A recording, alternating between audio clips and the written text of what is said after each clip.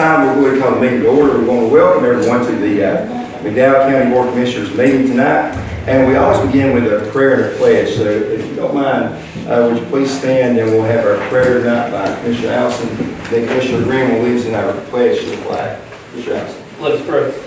Dear God, thank you for allowing us to be here tonight, and we just ask for your guidance and your leadership and direction that we take this county, that we'll make the right decisions for the citizens of McDowell County. And we just ask you to just watch over and protect each one, keep a hedge of protection around our people. In Jesus' name, amen. Attention, salute, pledge.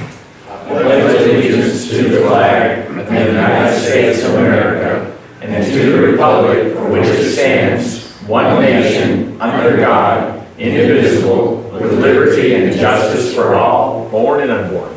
Okay, thank you. I do want to, for the record, note that we have two commissioners that are out tonight. We have Mr. Chairman Brown is in Kentucky, and we have Commissioner Ellis on a work job out of state. So we acknowledge that tonight. Let's go ahead and have our minutes approved. Gentlemen, you've got copies. What's the pleasure of the board? Move we approve. Second. Okay, discussion. All in favor say aye. Aye. All right, we have the agenda tonight before us. And before we adopt the agenda, approve it, I want to add requesting that we add a resolution tonight, be added under new business item H, and this will be a resolution in support of the nation of Israel. Move we approve the agenda with the addition. Second. Discussion? All in favor say aye. Aye. Opposed, like sign. Okay, Mr. Williams, this time we'll begin our appointment schedule. We have MyFutureNC presentation. Kim Casey with us tonight. Kim, welcome to the boardroom. Come on up, and we look forward to hearing your information.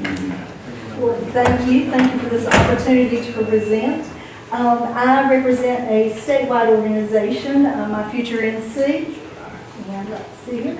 We were actually formed out of bipartisan House legislation, House Bill 664 in 2019.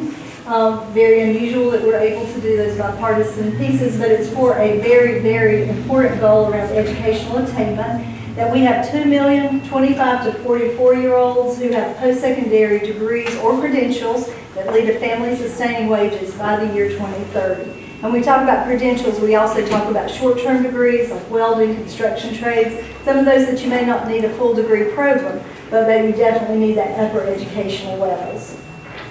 Very skilled trades. We are headed by a cross-sector board of directors from sector heads in education, policymakers, philanthropists, business leaders. You see our board of directors named here, and you'll have access to this PowerPoint later. In our area, we're represented by Advisory Board of Commissioners, Dr. Mark Porch, the Community College President at CCC and TI, is an advisory board member. Burke County, we have a business leader, Jeff Toner. We also, now Community College cooperate really closely with us, and we know Dr. Merritt moved in that direction, serves that board, but Dr. Jeff Cox from Wilkes Community College is now a member of our board. So we're well represented in Northwest North Carolina, which is the area that I represent. Okay. We have some really good news. We were top state in business for the second year in a row, which is a very unusual feat, accomplishment, but that also means that we need an equipped workforce even more critically than previously to keep those businesses moving forward and for economic prosperity. We have also a very robust, probably one of the best in the nation, education systems, including our community colleges, and we also have strong workforce boards across the state. McDowell sits in the Foothills region, and so that workforce board very strong and represented well. We do know that minimum levels of education, when you look at the projections for 2021 through 2030, that a high school degree or even some college with no degree isn't going to be quite enough to make those wages that we hope our citizens will have, that there is going to take some post-secondary non-degree award like credentialing or 2 or 4 year degrees, and of course post-secondary as well. We've made progress from 2018 to 2021. We've seen gains across most of our counties in North Carolina toward this educational attainment goal. Here's what we look like across the Northwest Prosperity Zone, and you'll see that McDowell made positive growth as well. What we do hope to do, and what I'm asking for tonight, is that you will join other cross-sector partners in McDowell County to increase this attainment rate and to align our efforts toward educational attainment. Okay, there are challenges. If you look at the workforce as of August 2023, we have more than 330,000 job openings across the state. 1.2 million of our North Carolinians in that 25 to 44-year-old age range do not have a post-secondary degree or credential. Cost is a barrier for 2 out of 3 students. And the piece that is really concerning is that 43% of those North Carolinians from 35 to 44-year-old, which if you have children, that's typically when your children are the most expensive, speaking from experience, those 43% aren't earning family-sustaining wages. And I should pause and say that a family-sustaining wage is set at 300 times the poverty rate, which sounds like a lot until you hear the numbers behind that. For an individual with no dependents, the family-sustaining wage where you can live independent of public or private assistance, you live on your own independently, $17 an hour.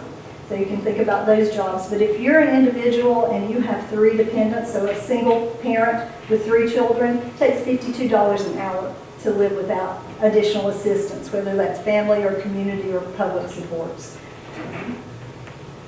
We also have a leaky pipeline issue. So if you look at 100 ninth graders when they start ninth grade, by the time they complete 6 years post high school, we would hope that they would all have a degree or credential, but we only have 28 across the state of North Carolina out of that 100 who are actually finishing with a credential or degree. So that number's troubling. Across our prosperity zone, if you look at McDowell, about 21 out of every 100 with our last numbers, our last data profiles, are completing in that time frame. And overall, for multiple reasons, we're a little behind the rate that we need to be to reach our 2 million by 2030 goal. So it really is going to take these efforts across the state to actually reach our goal.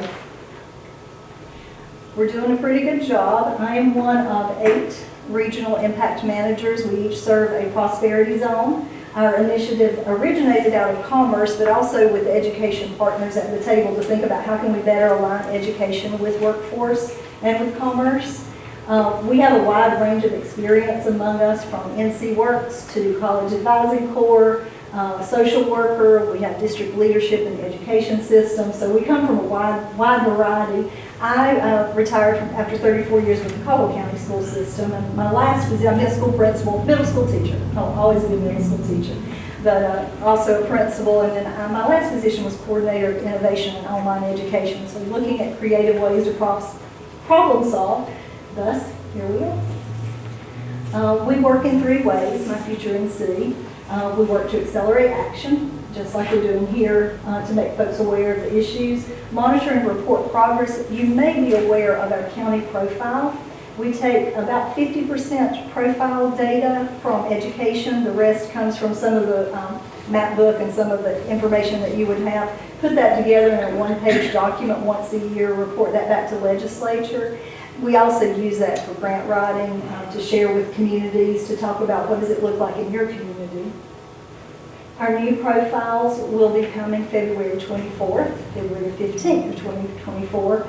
They will show the state, they'll show the county, but some new additions, they'll show indicators for regions, subregions, and they'll also show charter schools. McDowell isn't in the situation where you have multiple school districts, but should you have multiple school districts, you can even see the breakdown for multiple school districts. So we continually work to make sure that our data points reflect what you need to know. We also ask for input. So when those profiles come out, I think you have those in your packet for McDowell County, but when those come out, if there's information that you had questions about, you want to talk about later, you want to do a group for the community, whatever you need, we can use that as a beginning point for conversation. So really, really useful for many reasons. Those profiles look at 4 transition areas. It's easy to say cradle to career. We look from pre-K all the way through that age 44, thinking about academic readiness and standardized scores, college and career access, FAFSA, financial aid, post-secondary completion. Once they get to those degrees and credentialing programs, are folks staying, and what do they need as wraparound services? And then labor market alignment looks primarily at commerce data. Are the programs that we're offering, the credentials, the degrees, do they align with the labor market? So we need business and industry to be participants in our conversations. We also think that there's some foundations for success. Broadband access in the mountains of North Carolina, the foothills, that's always an issue for us. Data analysis, which we do with our profiles. The one that isn't listed on this particular slide that we're getting ready to add is quality teachers. And thinking about what do we need to make sure that we have a high quality teaching staff and educators for all of these programs that we offer. This is just a quick snapshot of where we are moving with those 18 key performance indicators toward the goal. This is looking at the 2025 goals, so when you see the colors, still have some work to do under academic readiness and college and career access. We're still 1 to 5% away from the goal in some of those blue indicators, so there's still work to be done. We haven't yet arrived, but we have some time, and that's why we're here to think about that collectively. One of the other key components on the county profiles are opportunities for growth. These are the North Carolina opportunities for growth that you see highlighted there. In McDowell County, the 3 that were highlighted on the 2023 profile, actually the 2022 profile, first year persistence, so when students get to school, do they stay and move on to their second year?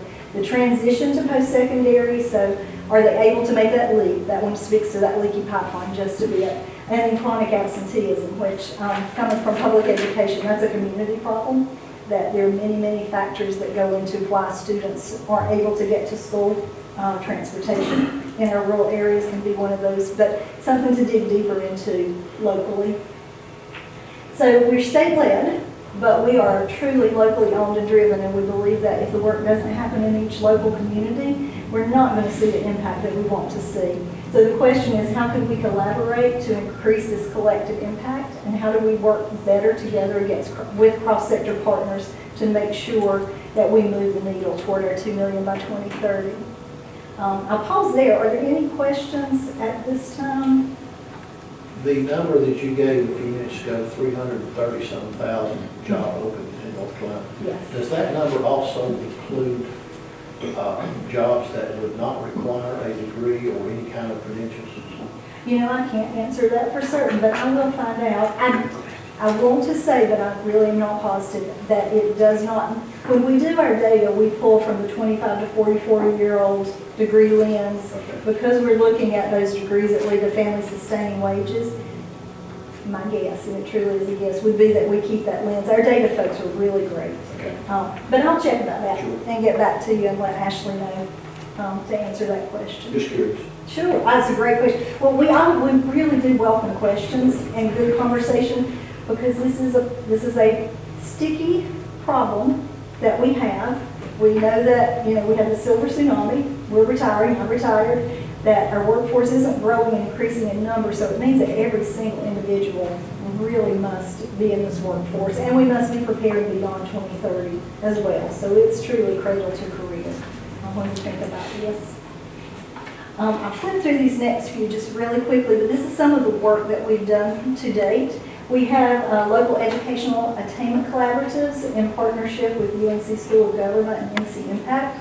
The McDowell Pipeline, Growing Our Own, was involved in that collaborative. It was about 18 months. We worked really closely on this cross-sector partnership. I think some of the really positive outcomes from McDowell Pipeline was some alignment of credentialing with the community college and the school system. And so they had some good outcomes because we just had some systems that needed a little bit of alignment and then really increase some productivity. Kim, I'm going to add real quick too, you brought up a good point, that in McDowell County, our community college and our school system, school board, we meet once a month, and we meet just for the sole purpose of getting together, what can we do to make education the best it can be, and how the county can help facilitate and partner. So we've got a great school board and group of trustees that are working together along with the county to try to move forward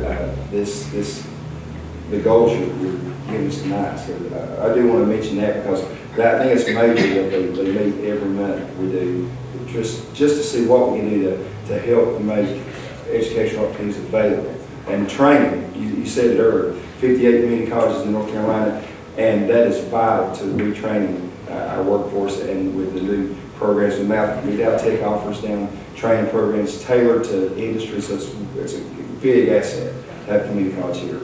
the school. I agree. It has been a pleasure to work with Stacy Buff and the community college. I presented there a couple times.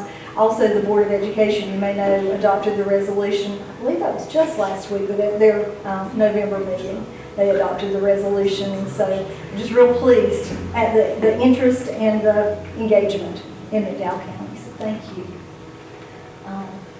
So this piece is one that's very concerning across the whole sub-region from Western Piedmont through the Foothills. Opportunity Youth, that group are the 16 to 24-year-olds who are neither enrolled nor employed. So they're just existing. They self-report this data, so that means that this number might be higher because they're reporting a survey and saying, I'm not doing either. Who knows who's not reporting? So that's concerning. Those are the North Carolina numbers. Here's what it looks like across the Northwest Prosperity Zone. And you can see Caldwell and down that our rates of opportunity youth are higher than when you get up in that very top of the high country. I don't know why, but I really am interested in investigating, as are the counties that surround McDowell, to think about, well, why is this number higher in these regions and what can we do about that? It seems like it's an opportunity, an area for growth that we all can work on together, even cross-county. We look at financial aid. That could be a reason that they are neither enrolled or employed, especially once you hit 18, 19. Maybe they didn't get the financial aid that they need to move on. Maybe they don't know financial aid exists. I think a key fact here is that North Carolina leaves about over $100 million of federal aid on the table, and it all starts with that financial aid completion. We partner with the Belk Endowment, College Advising Corps, CFNC, the College Foundation, Europe, Department of Public Instruction to address this financial aid issue. Last summer we held a financial aid summit. It was our first in the state, and we plan to do that again. We'll also be inviting in some counties as partners on pilots.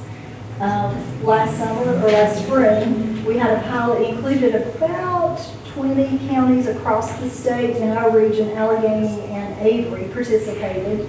Avery participated primarily because they did not recover very well from the pandemic numbers. They were doing really on an uptick, and then the pandemic happened and their numbers just really dropped. So they participated for that reason. Allegheny participated because they have a team, College and Career Access team, that was involved in a study to see how that team worked together, and their numbers were really on the upper end. So looking across the board, but in rural North Carolina, sometimes it's a little frightening for folks to fill out the financial aid, to give your information to other entities. And so involving the community and what that means and what you're giving up when you give that information, having those conversations locally is very important to be able to get financial aid to students.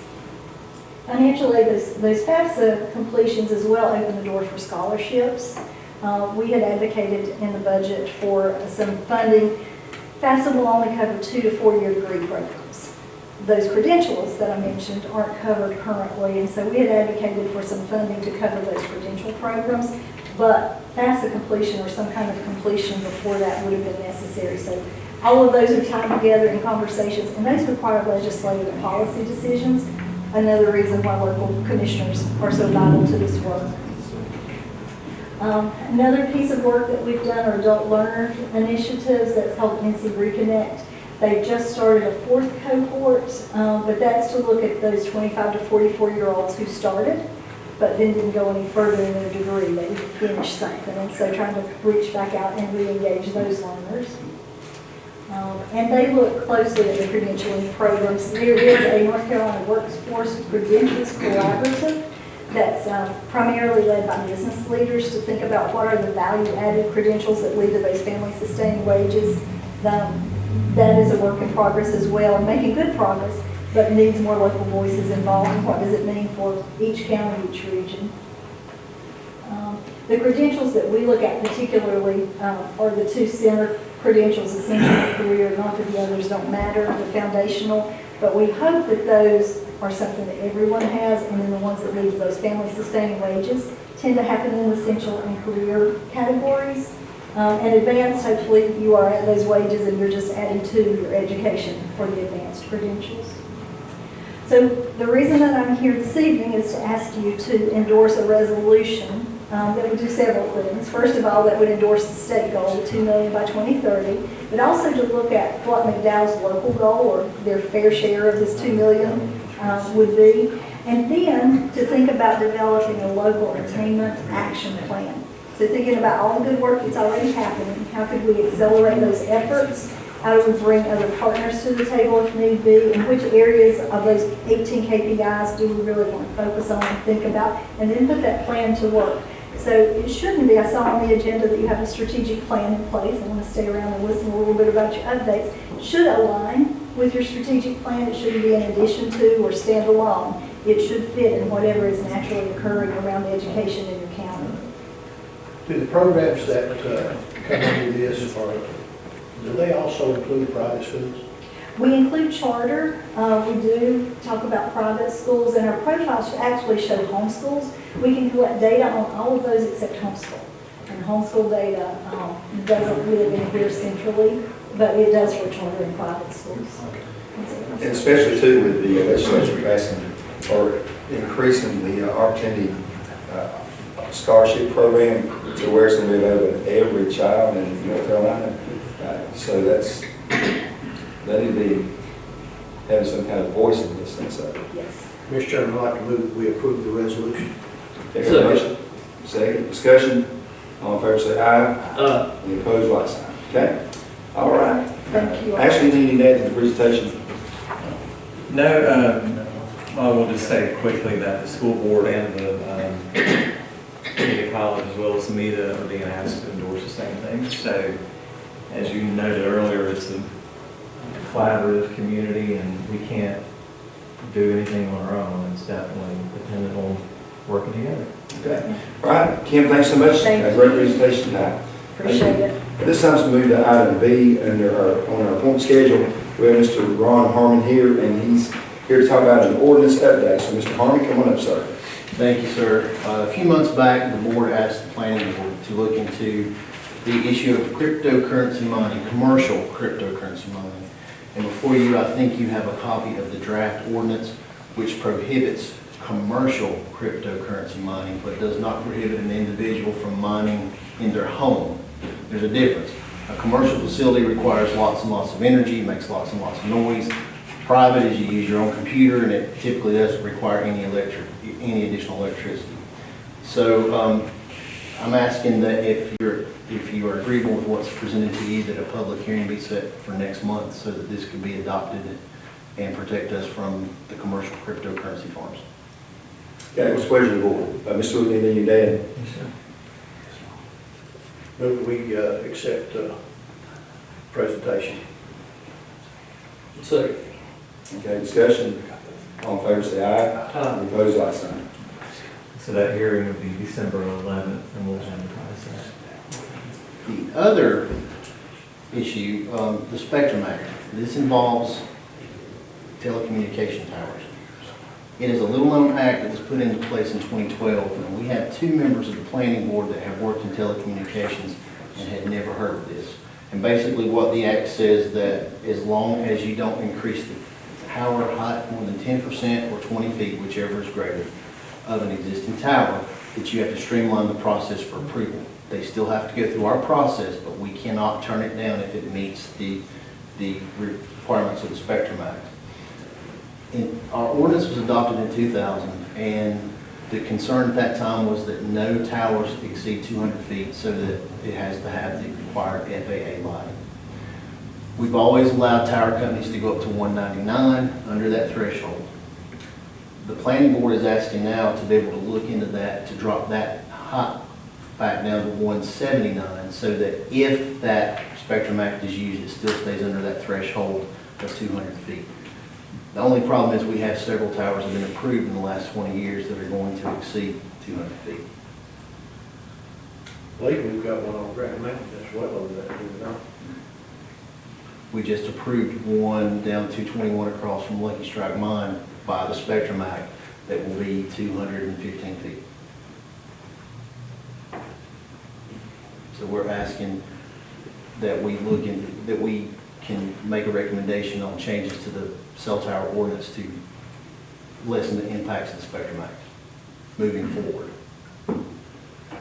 So what would that mean? You come up with another ordinance or? No, what we would do is drop that tower height back down to 169 or 179 so that new approvals are still, even if they get the 20 foot, they're still under 200 feet.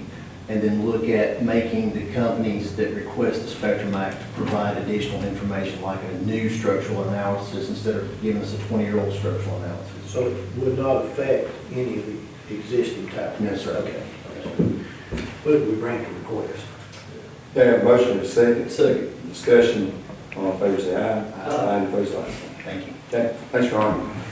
All right, let's move to item C on our appointment schedule. We have Ms. Karen Powell with us, and she is here to give us updates concerning the health district. So, good to see Ms. Powell. Good evening. Thank you for putting me on the agenda. I appreciate your time.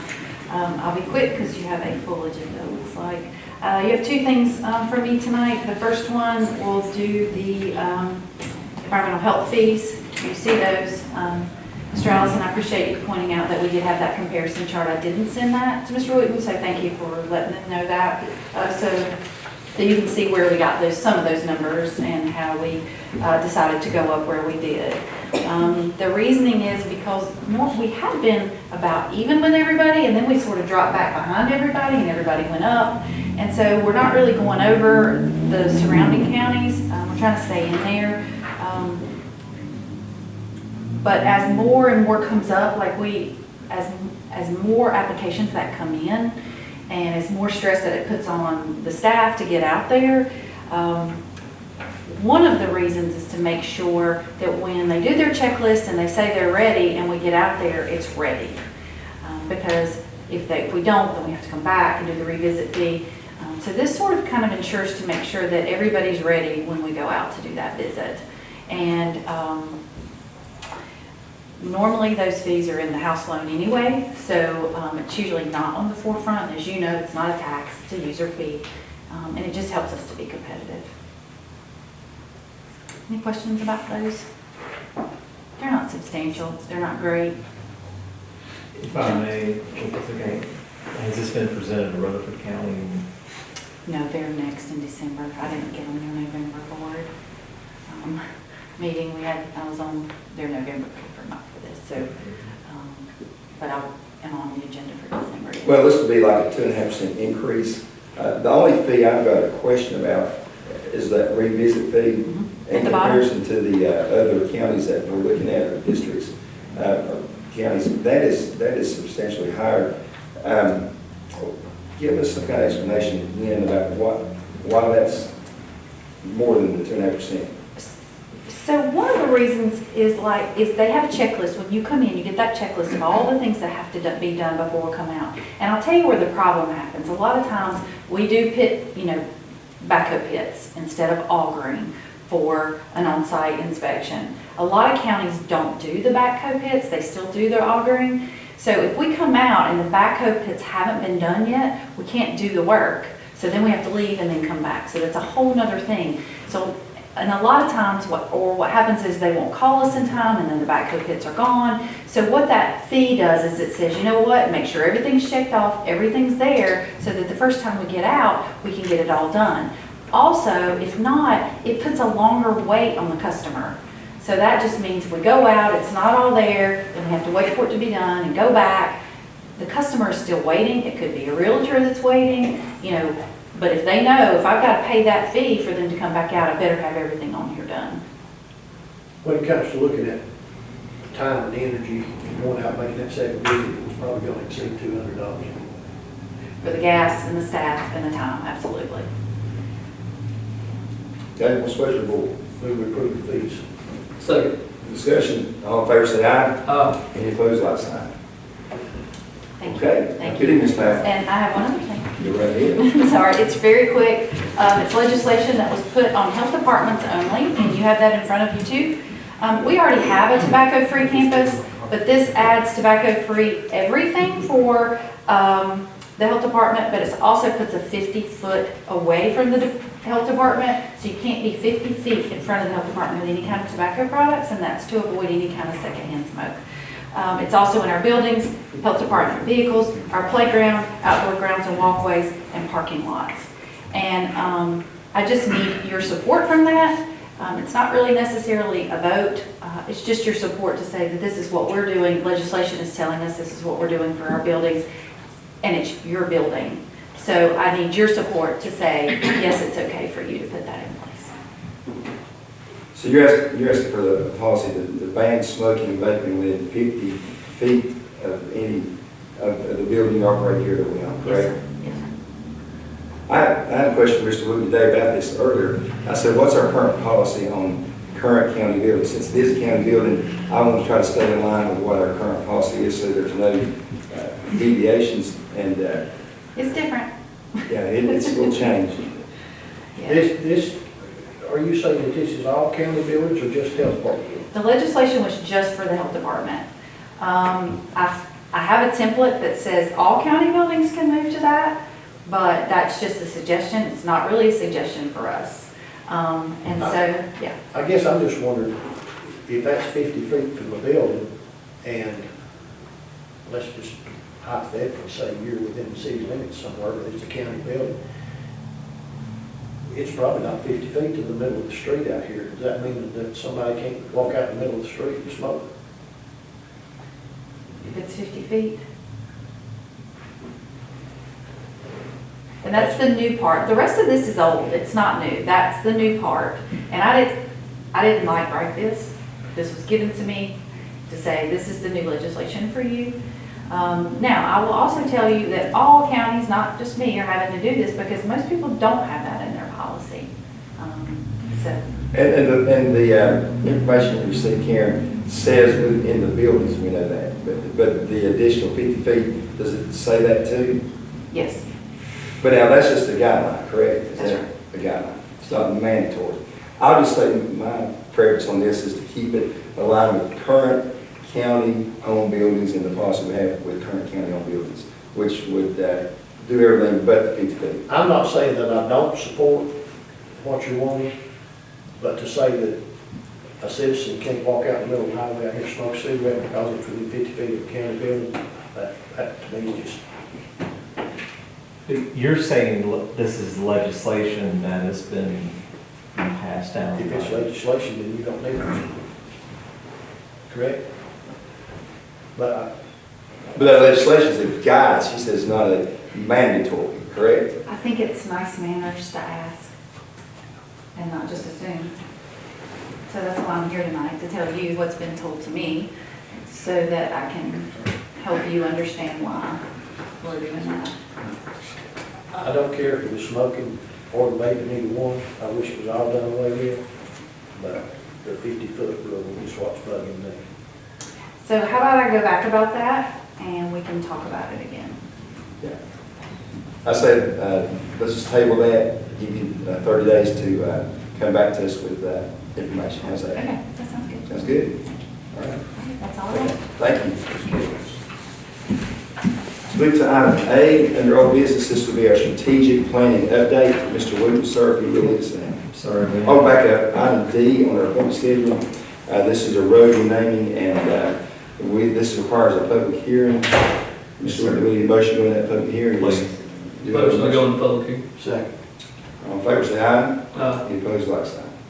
This is an item, I've been here over 20 years, and I don't think I've seen, maybe once or twice, where we've had a renaming of a named road come before us, so we had to blow the dust off of our ordinance on this one. In your packet, you see a request from property owners. There's two roads that are listed, current road names of Tyler Drive and Abbey Drive. And it is noted on your documentation there that Abbey Drive has been named by the county, but it is not signed and there are no residences along it. There are residences along Tyler Drive. The request has been made to rename Tyler Drive to Drake Lee Drive and Abbey Drive to Jet Way. We require upfront a payment of the hearing notice. This was advertised in the McDowell News, as well as a prepayment of the signs. And if you were to say no based on public input or your own proclivities, we would refund the money, but that has been paid. So now you would ask for any input on this renaming, if there is none, or if there is some. Do we have anybody here who's present who wishes to speak concerning the renaming of these two roads? If so, just state your name and stand up, and we'll gladly hear you. Start on the right-hand side. Okay, let's move to the left-hand side. Okay, nobody wishes to speak. Clear motion to have a public hearing. Motion to go out of public hearing. Second. Discussion, all in favor, say aye. Aye. Any opposed, like sign. If you are okay with it, to rename the roads, take a vote on that. There's no adverse effect to emergency traffic going to these roads. No, sir, I did speak with Mr. Keller about both. There are no named roads that have similar sounding names, and that is a requirement of the ordinance, and he did double check both. Move we approve the request. Second. All in favor, say aye. Aye. Any opposed, like sign. Okay, let's move on to A in our old business. This is our strategic planning update. Mr. Luke, sir, go ahead and lead us out. Thank you. This was referenced earlier. You initiated a strategic planning process right at the end of August. You spent about 2 hours laying out what you identified as strengths, weaknesses, opportunities, and threats, as well as some vision for this community. But what you wanted staff to do was then take all that heady words perhaps and really get down, roll up sleeves, and then have a public input part as well. And so a work group has been formed. The agencies and departments are listed there in your memo. Primarily internal agencies and departments that have an outward face. So you're not probably you don't see on there the tax department, the HR department, those, because they're internally focused. But you do see planning, you see Parks and Rec, Senior Center, Extension, others that, based on comments you made, but also, so I think 100% of these do, are reflected here, are outward facing and deal with our public on a daily basis.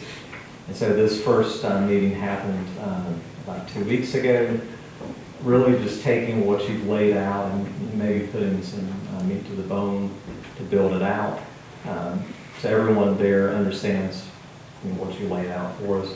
There will be additional meetings over the next couple of months. A survey has been put together with the assistance of NC Commerce. We're starting to put that out on our social media. We'll do a press release about it in the next few days. Really encourage folks to respond to that. That will help with the input on the development of strategic plan as you directed. And so we anticipate this will take about 4 or 5 months. And sometime in the spring, it'll be back before you with a full document for you to review and make some tweaks and then have a final one probably April or May. Working on it. Comments, questions? I did want to state that we need to make sure that we get the information out so we can hear back from the public. Very important, very, very important. So keep it on that. Okay, all right. Let's move to the next item on our agenda for tonight. Under old business, we have capital updates. Mr. Luton. Yes, sir. In capital, in the sense of our building projects, several weeks ago, you had a discussion of the recreation center project. Again, a quick recap of that. We've been working on that project for really around 3 years, and we've had to scale back the ambition there from when we first started due to labor costs, material costs, etc. And so the latest revision on that project, you directed to primarily focus on a new swimming pool, so taking the existing pool out, putting the new pool that you've seen before, a zero entry with competition lanes and water features there at the zero entry part for young and old to enjoy. New parking area, new access to end at one way in, one way out, so there will be a through traffic and increased parking that is so desperately needed, and to do some initial improvements for the the ball field area to set the groundwork for future grants and future state funding perhaps that will really take up to the next level. So that's what the scope is being worked on now, the architect. We've had a meeting as late as last Tuesday. The concern he has, he's trying to move very quickly with his consultants, is the holidays coming up. So you've got Thanksgiving and you have Christmas that are challenging times to bid, and might get to the point where we might have to do like the first week of January is what it is. So he's concerned if he puts it out by the end of this month, I don't think it's going to be ready. It might be ready the early part of December. The interest just may not be there. We could do it. It's your project to dictate, but that's a concern he has, is that people have other things in their mind other than bidding projects. So he's still working on it, and I'm trying to push him as much as I can. But, so that's underway as far as the revised drawing. Animal shelter, we've talked about that quite a bit. A meeting with staff and architects, I believe this week, on finalizing drawings for that facility. We do have a boundary survey for the property where we're looking to relocate the shelter. If you recall, that is further down 226 near the Saddle Bridle Club. It's where a prior shelter was proposed years ago. We have ordered a topographical survey, which is necessary for the design drawing. I've had several conversations with donors in the last couple of weeks that are very engaged and interested in wanting to help the project. And very serious about it as far as substantial dollars. So have a tour or two lined up with the current facility in the next couple of weeks. So the effort is to try to get more people to step forward to help out with that and minimize any county costs. And the last item I have on here is the Garden Street parking lot. This is the old EMS-based site. On Garden Street, if you drive by, you'll see, I don't think you'll see grass because it's not raining that much, but there has been some complete removal of the foundation and the old driveway that was there. We have put down seed, but we're praying for rain, of course, for lots of other reasons. And so I think we're at the point to re-engage the city on the discussion of expanding the adjacent parking lot, because the prior communication was essentially come back to us once you've finished removing walls here. So we have a meeting coming up with them. We talk about them. We're looking for a partnership on cost. Have any questions? Okay, let's go down to C in your old business. This will be water system updates. Go ahead, Mr. Wood. I can finally report that we have work underway in Nebo. We started on Lonesome Pine Drive, which if you've been around a while, interest was expressed in that road probably about 12 years ago, and finally got the money to do some work out there. That line is essentially done already. It's a short road, but the contractor's moving very quickly. They are starting to work on some of the other roads in that community, and very pleased with the work of the contractor. We've also started work at the Universal area, water and sewer, that is going to serve the Universal building as well as the new development sites like Forza. The water line, which was very short, has been completed. The sewer line, they've just started excavation for that. It'll take another couple of months. Hobbytown Hollow is essentially ready for bid. We're doing some permitting with NCGS now. Nebo Phase 2, which is this section of line coming back towards the Marion city limits. One of the hangups for that project was finding a master meter location, and we think we found a really good one on US 70. So once I can get that a little more firmed up, I'll bring that back to the board for approval, but fingers crossed on that one. I think we've got a good fit there. We're setting up a meeting for our East End area, which is around 126. Towards the end of our project area, we're setting up a community meeting there.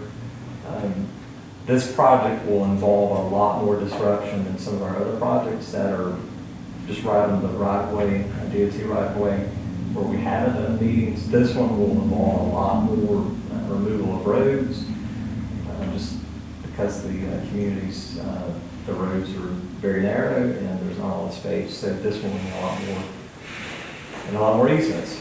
So this one will be a lot more complex. We're working through engineering selection on the exit 90, the Harmon Road extension south of the interstate. Hope to select an engineer pretty soon to have before you. And finally, I've mentioned we have a $500,000 Appalachian Regional Commission grant to help extend water towards West Marion Elementary. The state has budgeted and granted $3.88 million to the county to help to extend water to that community. And we've had discussions with the school system about assisting with that project.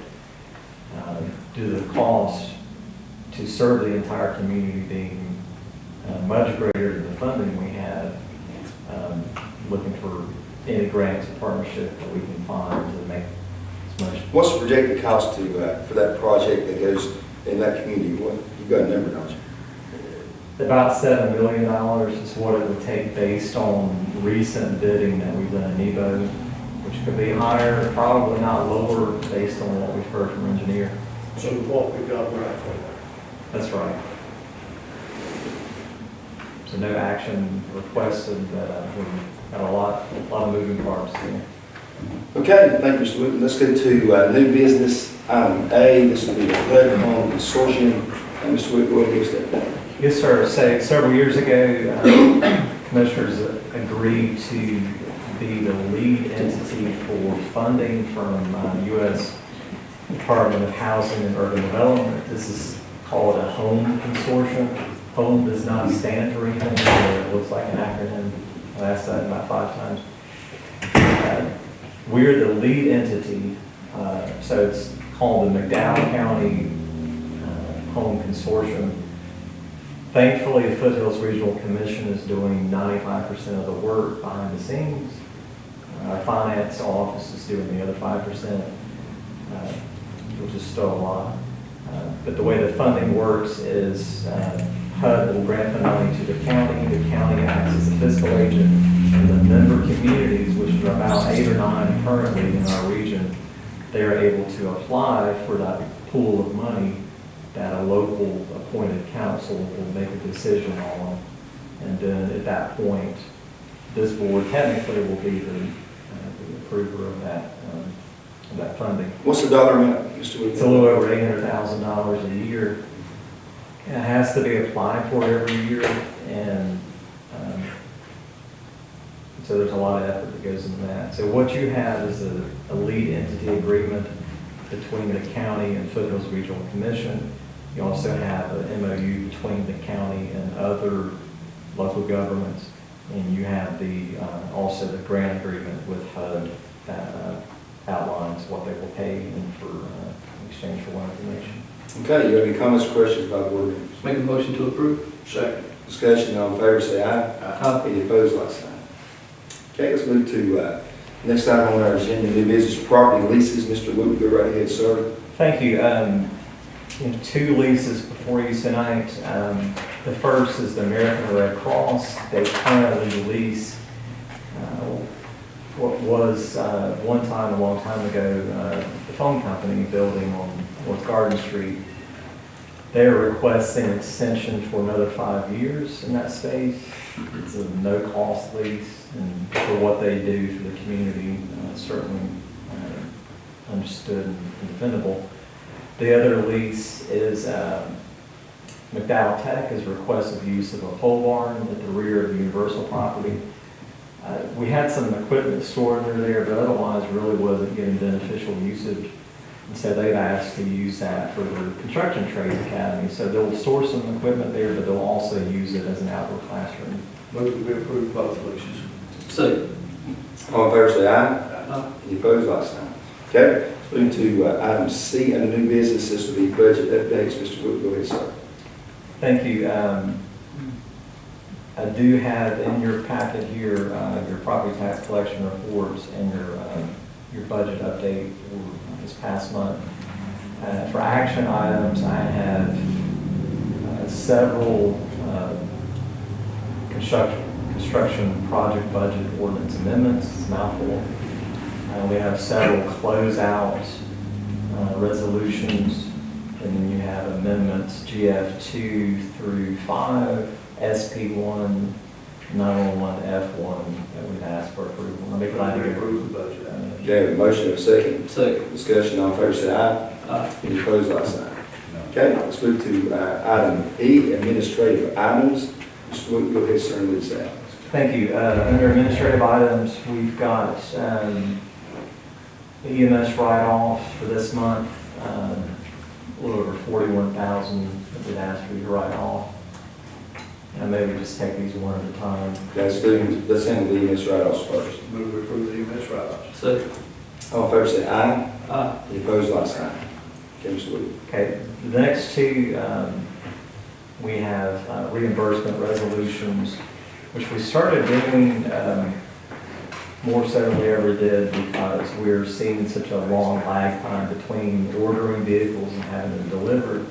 And what we didn't want to do is finance something that we're not going to own for 2 years. And so you've got a reimbursement resolution for DSS vehicles as well as an ambulance. So if you're agreeable, what will happen is we will sign purchase orders for these. And typically what happens is we know they're coming and then we would do the financing and have it back for you. We're not going to be driving it around and not be financed, but it allows us to move the process a little bit faster. Move to approve the resolutions as presented. Second. All in favor, say aye. Aye. Any opposed, like sign. Thank you. The last item, Mr. Marsh, our Parks and Rec Director, had received a request. You considered last year, the name is different from the club.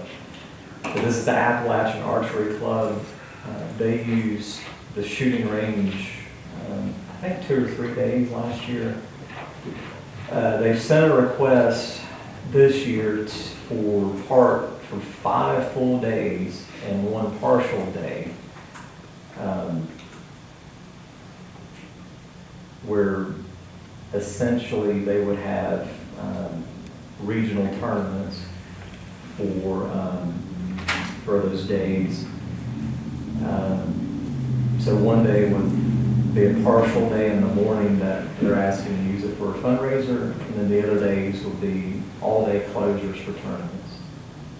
They would pay in exchange $150. And these days aren't consecutive, so they did spread them out, so that it's not, I think, it's impacting our range at all in a financial way. And anytime we can support youth and youth archery, I'm 100% for that. Move to approve the request. Second. All in favor, say aye. Aye. Any opposed, like sign. And there is, I know you've seen this packet and reviewed my notes, but there is insurance coverage provided. Okay. Let's move to the next item on the agenda for tonight. New business, we have tax matters. Mr. Wood, go ahead, sir, lead us out. Thank you. You have before you your monthly tax releases, rebills, and refunds. Move to approve the tax matters. Second. All in favor, say aye. Aye. Any opposed, like sign. I did want to say one thing for the people who are here tonight, and we appreciate y'all being here tonight. The agenda is distributed and open to the public and to commissioners usually on the Wednesday prior to the meeting, correct, Mr. Wood? So it may seem like we're not discussing this. We've already looked at this, and commissioners have had time to speak to the county manager, so we want you to know we're not just rushing through. We've looked at it and had discussions and made phone calls. And so we encourage y'all too to get a copy of the packet so you can be informed. And if you've got questions at any time, county commissioner or county staff, they'd be glad to hear from you too. So just wanted to throw that out there. Let's go to item G, under new business. This will be board appointments. And Madam Clerk, go ahead and lead us out. So you do have a ballot sheet, and so I'll wait to get those and I'll read that result. So we have, this is the second reading for the Juvenile Crime Prevention Council. This is one vacancy that would be a faith-based seat. This is the first reading for the Juvenile Crime Prevention Council, and there are 3 vacancies on that. This is the second reading for the Library Board of Trustees, and this is a vacancy for the Old Port District. This is the second reading for one vacancy on the Historic Preservation Commission. The members must have demonstrated an interest and background in history and must reside outside the corporate limits of the town of Old Port and the city of Marion. This is the second reading for the vacancy of the Transportation Advisory Board. This is the second reading for 2 vacancies on the planning board.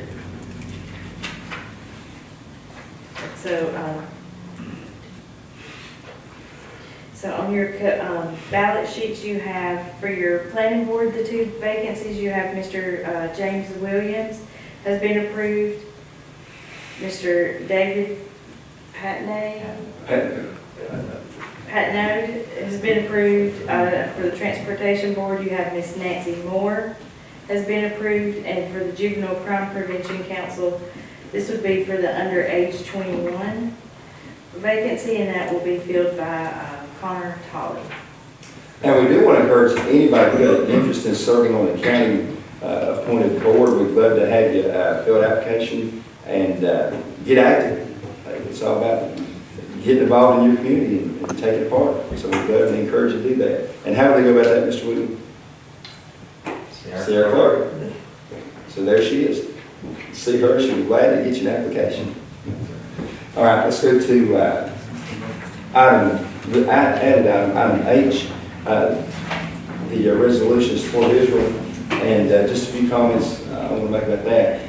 We all know that Israel's been attacked, the nation Israel's attacked in a barbaric way. And I think it's very important that we take a stand and let people know where we're at with that. And I would like to have staff draft a resolution in support of Israel, number 1, being a nation, having that right, number 2, as a nation, being able to protect themselves and their people and their land and other items that you would want to see added in that resolution. Just contact Mr. Wooten and have him bring one back to us next month. Is that a motion? Do we need a motion for that yet? He's gonna bring No, one back. just by consensus. Just bring it back. Okay? Thank you, gentlemen. Let's move to our next item on our appointment schedule, citizen comment. County attorneys have got the sheets.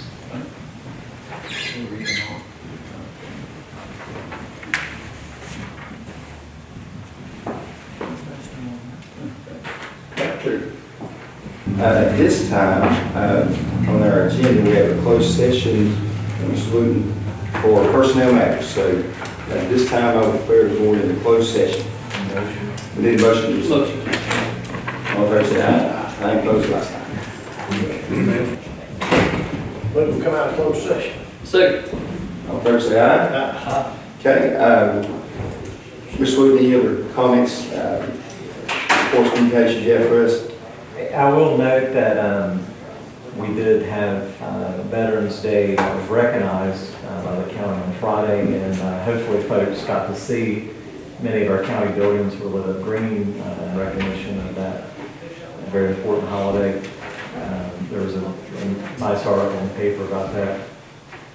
And then looking forward a little bit for Thanksgiving, I'll mention Christmas next month, but we are closed as far as our offices for that Thursday and Friday for Thanksgiving. And we do appreciate our solid waste staff that will be working on the 24th that Friday. So we'll be on normal operating schedule on the 24th. Wonderful. Everybody should adjourn. So moved. Second. Discussion, all in favor, say aye. Meeting is adjourned.